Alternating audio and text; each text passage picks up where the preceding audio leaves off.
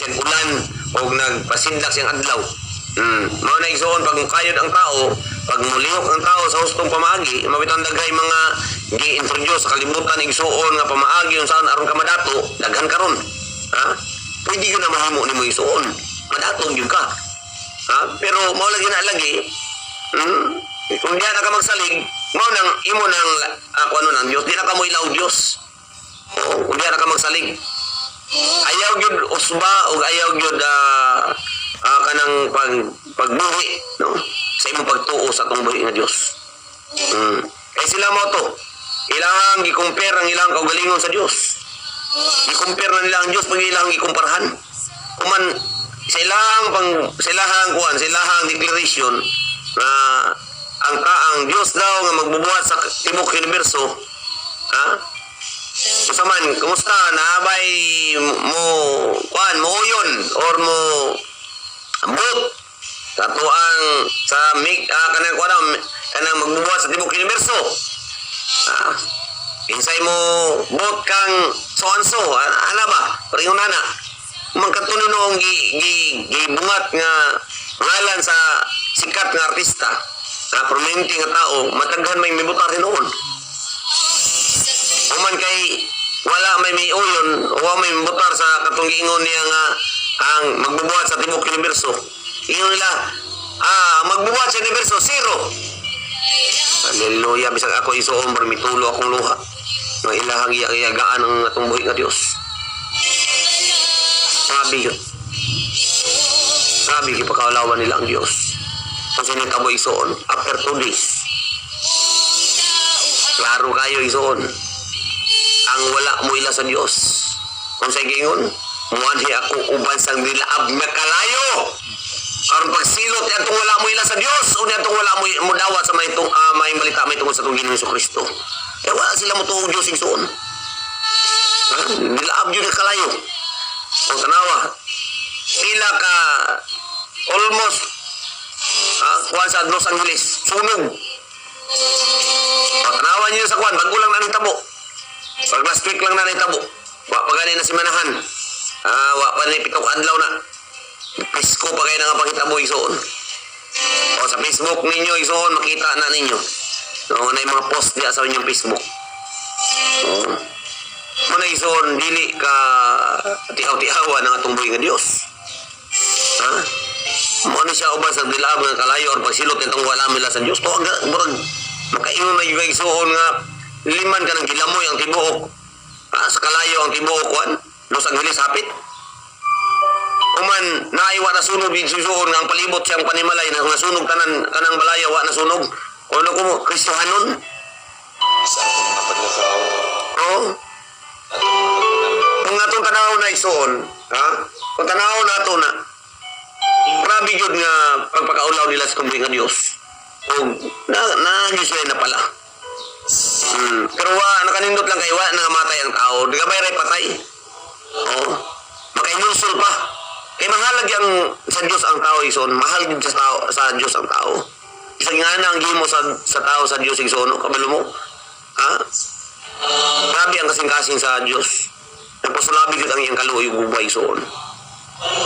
Bisan pa kung sa kagahi ang tao, ison.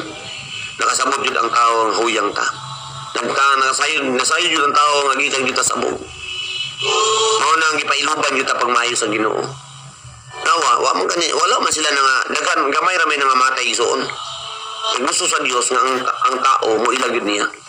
Mga lagad jud niya. Manang kita diri sa Pilipinas, labi na kita diri sa Agusan del Sur.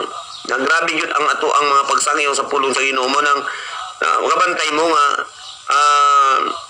naaman suroy mga niabot sa to ang mga kahigya pero dili jud ingon ingana ka lala sama sa ubang mga nasod o sa ubang mga lugar. No? Kaya nga naman, diri sa to ang kuhan, ginabudyong kanunay ang maing balita. Ginabudyong kanunay ang iyang mga pulong. Daghay nagtamod sa pulong sa Dios. Kani atong istasyon, daghang dinigipagkaon ng suon. O daghang kayo na nakakaon sa mga espirituhanong pagkaon, pinagi ng mga istasyon, 105.3 FM.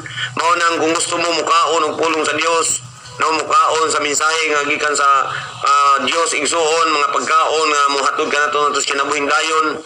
mga pagkaon nga matod kanato nga tus kalinaw, kalipay, kalig-on igsuon sa di lang sa lawas kundi labos tanan, kalig-on na sa spiritual nga muhamtong umhingkod kay igsuon o ilain ang pulong sa Dios nga atong mabagatan o ato ang mabatunan nga ginabudyong kanunay distansasyon mo nang ako ang paghinaot o ako ang pagdasig kaninyo palit mo ridyo.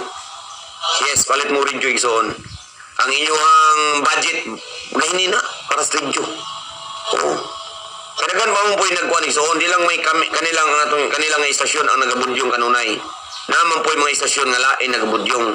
Galing lang sa ubang istasyon kanang nalisagol, no, nalisagol nga kuan pero nindot man po dito.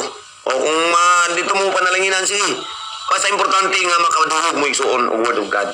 Importante gina. Di wala may competition na to. Di ko magi-compete ana nila igsuon. Oh, labi na kang kuan kanang kang kitawag igsuon o kana bitaw kang dangalyo. Uban pa igsuon nga naga share og word of God. No, pwede mo mukuan kung may maka-open mo dito man panalangin na mo, sige maayo kayo. Nindot kayo na. Oh. Why problema na.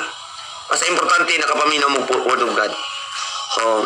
Di ko maingon nga ugson tagid mo nga dirigid mo sa 105.3 ko GCPM. Dili ko mamugos igsuon. Ikin sa man may mamugos o gani ko magpugos sa Ginoo, ako na mamugos sa inyo ha. Pero kung napanalanginan mo, nakakaon mo diri sa tuwang stasyon, yes, padayon. Padayon mo. Okay, kani nga to wala may bahid ni sa kuwariso, may bahid ni igsuon sa mga daot nga mga motibo. No? Dali lagi, ba nagingon ako sa inyo nga sa diri sa tuwing stasyon wala gani kita gapela-ila kay aron wala gitay ani kita mabutasan igsuon ba nga napasikat na sila diha. Okay na gani sa kuha gani kailan ako nga pastor mismo. Ha? Iyagi kong ipasidanan, iyagi kong pasidanan to iya. Nindot ko to kay pasidaan. Pastor Brad bantay ha nga masih mamugiro na ka kay dawad lagi daw no good ko nga kuan ga share word man siyempre daghan magitay mga followers na daghan na magitay mga listeners basin daw ko nung mamugiro daw ko Brad pastor Brad kanang imong istorya nimo di mo ko makapanganti sa kong galingon pero makaingon ko sa ibo nga murag di sure na mahitabo na sa kong kaugalingon kaya man gani ko pailaila da sa rinyo mo nang akong gipakig sa aran ng Diyos o gipagisabutan ng Diyos nga Lord di ko mo pailaila da sa rinyo Lord o di na ako ang akong ngalan di gina one year ko nimlis ko da sa rinyo Lord ikaw ra gyud ang mailhan Lord Jesus ikaw ra gyud ang mailhan di gina ko introduce akong galingon diri akong ginang kuan siya ha manang magkuhan gani ko ng mga kailang mag-onboard nga yun sa introduce ako ngalan ako ginabadlong maayaw ninyo introduce ako ngalan bahalag introduce ninyo kung galingon basta ang akong ngalan ayaw nyo ipa-introduce kay ako nang gipagisaad sa Ginoo nga Lord ikaw ra gyud may ilhan diri sa ako ang kuan Lord ako mo istorya ako mo onboard Ginoo ikaw ra gyud ang mabayaw dili gyud akong wa ginimless gyud ko Lord faceless gyud ko Ginoo selfless gyud ko Lord God. So, magunay ako ang gipakig istorya sa Ginoo. So, mo na igsuon nga ingnan ako tong pastor nga nag-istorya sa ko nga gipaningkamutan ako pastor nga dili na mahitabo sa ko ang kaugalingon. Nasaid ko nga ang Dios ragi angay atong ipanghambog. Siya ra gid ang angay natong ipanghambog. Si Jesus ra gid ang angay natong ipanghambog. Mo siya ra gid ang mabayaw dapat. Naman ang akong ngalan wa gid ako ipasiatab diya sa radyo. Na ako si kuan mo ni mona hallelujah wala oo ang word of God gyud may atong pinakapuntarya so first one sa tong Republic Act 1163 gisuon no may akong ipagisabutan labi na sa mga kabaranggayan nagawa sa number 1 gyud nga ang sugo ni Jesus mo yato ang gitagaan ug akong pagtagad ug kani pong atong Republikanong balaod no Republic Act 11163 unuhan kining National Bible Day Act nga gikinahanglan gyud ang matag Pilipino mapundar ang ilang kaugalingon mapundar ang ilang pagkinabuhi mapundar ang ilang kasing-kasing una-una diya sa pulong sa Dios nga mauwi katuyuan nga nung gihimo ng Republic Act 1163 gisuon Bisis wala kay na gitagad sa mga katawan, bisan pa sa itong panggobyerno, wa kay na gitagaan o dakong pagtagad. Mailaman ta ng gihimo ng balaod, pero nasilip nato na isuon.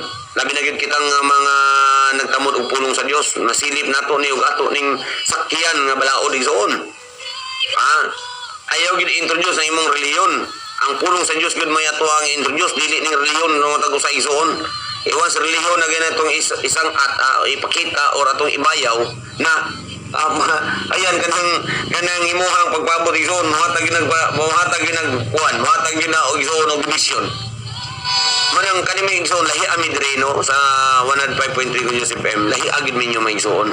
Kung Iglesia ni Cristo man ka, kung Sabadista man ka, kung sa Sinihova man ka, kung unsa man ang imuhang urog isuon sa pagpangalagad, unsa man imong denominasyon, unsa man ang imuhang reliyon, unsa man ang imuhang pundok, sikta isuon, ngalan sa imuhang church, dili na mo'y ato ang ginadala diri. Dili na mo'y atong gi-introduce diri. No? Ang atong gi-introduce diri way lain Word of God, si Kristo Jesus, ang Dios nga may gugmaon, ang Dios nga maluluyon, ang Dios nga may gugmaon og kanang yung himo og dako kay kahibulungang butang isuon. Dagkong butang kahibulungang butang no nga hinungdan nga napanalanginan ang mga katawhan ang tibuok kalibutan isuon. Amen. Manang mingon ang pulong sa Dios sa 1 Pedro 4:11. Ang magwali kinahanglan nga magwali sa pulong sa Dios. Ano isuon? 1 Pedro 4:11, ang magwali kinahanglan nga magwali sa pulong sa Dios. Oo. Mao na ang ato ang pinakakuan. Kaysa wala pa'y nabuhat bisan unsa, ang pulong diha na. Oo. Ang pulong uban sa Dios ug ang pulong Dios. Sukad pa sa sinugdan ang pulong uban sa Dios. Pinagi kaniya gibuhat sa Dios ang tanan ug walay bisan usa sa tanan nga nabuhat nga dili pinagi kaniya. Unang di gyud nato ni ulay ang Dios isuon. Mao gani ang magbubuhat isuon. Ang pulong itself mao nang magbubuhat. Mao nang mingon ang Ecclesiastes 12. Hinumdumi ang imong magbubuhat samtang atong tanawon. Sa giingon diha sa Ecclesiastes. Oh. Hallelujah. Kung sa giingon sa Ecclesiastes 1, busa hinumdumi ang imong magbubuhat samtang batanon pa ikaw. Samtang may kusog pa ka, samtang ibol pa ka, samtang dili pa ka kuan agud-agud. Samtang di pa ka agud-agud. Gani si Abraham sa kango-kango na. Kuan lang gyapon na pagyapoy na himo. Di na to pabto ni isuon, kung mahimo kung samtang naapay kusog karon, samtang naapa kay mahimo isuon. Samtang naapa kay ikadiga, samtang naapa kay kusog tungod kay batanon pa siguro ka. Ingon ang iyang pulong isuon, busa hinumdumi ang imong magbubuhat samtang batanon pa ikaw sa magbubuhat ang pulong ang Dios. Kaningon sa wala pa'y nabuhat bisan unsa ang pulong diha na, ang pulong uban sa Dios ug ang pulong Dios. Sukad pagay sa sinugdan ang pulong uban sa Dios. Pinagi kaniya gibuhat sa Dios ang tanan ug walay bisan usa sa tanan nga nabuhat nga dili pinaagi kaniya. Pinaagi sa pulong isuon. Ang tanan may muso na mugna. Hallelujah. Mao na isuon nga di gyud nato iulay ang pulong sa Dios. Mao nang kung magwali ta, kung magsamyaw ta, diha gyud kanunay ipundar nato ang atong iangka ang atong tanan nga mga mensahe padung sa katawan nga gikan gyud sa pulong sa Dios isuon. Kaya ang pulong sa Dios kinabuhi. Amen. Mao ang diya. Kahayag sa mga katawhan. Ay mabasa. Salmo 119:105. Hallelujah. Sa gingon, atong tanawon, i-word forward na ko ni pagbasa isuon. I-word forward na ko ni pagbasa. No, i-word forward na ni pagbasa isuon, nindot yung ganing i-word forward na to pagbasa. 119:105. Atong tanawon. Kuan yun siya. Taas-taas yun nga